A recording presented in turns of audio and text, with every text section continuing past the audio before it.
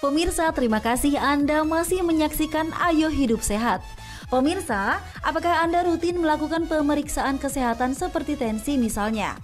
Hati-hati loh, apalagi bila Anda seorang yang memiliki riwayat keluarga dengan tekanan darah tinggi. Sebaiknya Anda rutin melakukan pengecekan. Kini darah tinggi tak hanya dialami oleh seseorang lanjut usia saja. Tak sedikit yang terkena darah tinggi pada usia muda. Waktu tahu darah tinggi ya agak khawatir juga sih. Kalau buat riwayat sendiri itu mama saya ya, itu sering keluhan darah tinggi juga sih sebenarnya. Cuman saya sendiri belum pernah periksain langsung ke dokter darah tinggi saya itu seperti apa, karena gejalanya masih ya yang kayak biasa sih gitu. Jadi setelah saya tahu saya itu darah tinggi, sekarang saya udah jaga pola hidup ya. Waktu istirahat juga udah saya batasin lagi, istilahnya nggak banyak begadang lagi sekarang. Makanan juga saya udah memperhatikan gitu kan, nggak makan yang aneh-aneh lagi sih sekarang gitu. Intinya sih istirahat saya sih yang paling saya pentingin sekarang gitu.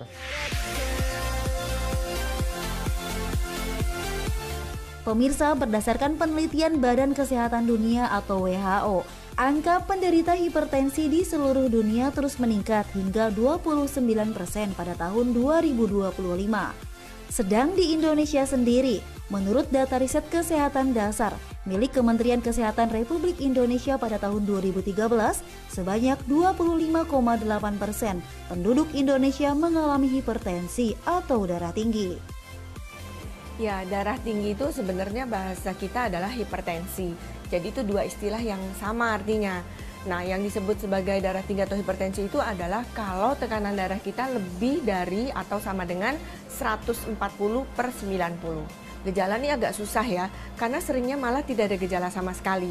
Tapi kalaupun ada gejala, kadang-kadang kalau orangnya biasa tensinya rendah tiba-tiba naik, yang selalu dirasakan oleh pasien adalah sakit kepala atau pusing. Atau yang tadi Chef Muto ya, ngerasa agak pegel di sini, walaupun itu sebenarnya tidak selalu. Yang sering adalah tidak ada gejala apa-apa.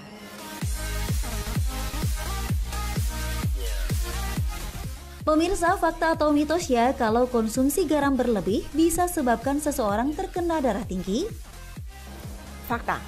Jadi salah satu faktor risiko untuk terjadinya seseorang mendapatkan darah tinggi itu adalah dengan mengkonsumsi garam yang berlebihan. Harusnya orang mengkonsumsi garam itu tidak lebih dari 1 sendok teh. Kalau ukuran gramnya kira-kira 5 gram atau 2000 natrium.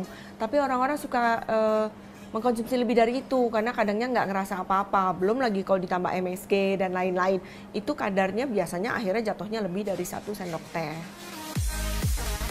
Kopi dipercaya masyarakat bisa meredakan rasa kantuk. Kopi bahkan sudah menjadi bagian dari gaya hidup masyarakat di perkotaan. Namun budaya konsumsi kopi sehari-hari disebut-sebut bisa menyebabkan darah tinggi. Nah pemirsa, itu fakta atau mitos ya? Fakta. Jadi orang yang sering mengkonsumsi kopi, di mana kopi itu mengandung kafein. Kafein itu akan mempersempit lumen dari pembuluh darah. Dan itu menyebabkan orang menjadi tekanan darahnya cenderung meningkat. Makin sering orang tersebut mengkonsumsi kopi, makin banyak konsumsi kafein dari yang dia minum. Sehingga seseorang yang sering mengkonsumsi, akhirnya memang bisa terjadi darah tinggi. Pemirsa, fakta dan mitos seputar darah tinggi ternyata tak hanya soal kopi dan garam saja. Masyarakat sering mengaitkan orang yang sering marah-marah adalah orang yang punya darah tinggi. Nah, itu fakta atau mitos? Mitos. Jadi orang yang darah tinggi belum tentu sering marah-marah. Kebalikannya, orang yang marah-marah juga belum tentu itu darah tinggi.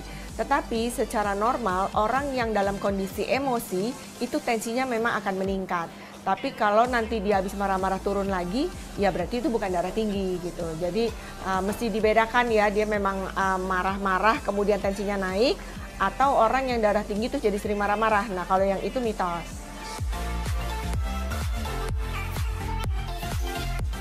Darah tinggi adalah suatu penyakit yang tidak bisa disembuhkan. Namun saat Anda terdiagnosa dengan darah tinggi, biasanya akan diberikan obat dan disarankan untuk menjalankan pola hidup sehat agar tekanan darah Anda tetap terkontrol.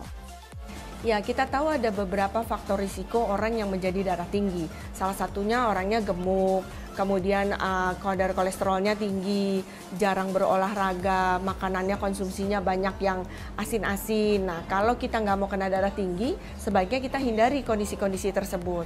Jadi olahragalah yang banyak, makannya jangan selalu sering yang asin-asin, kemudian jangan sampai gemuk, hal-hal seperti itu.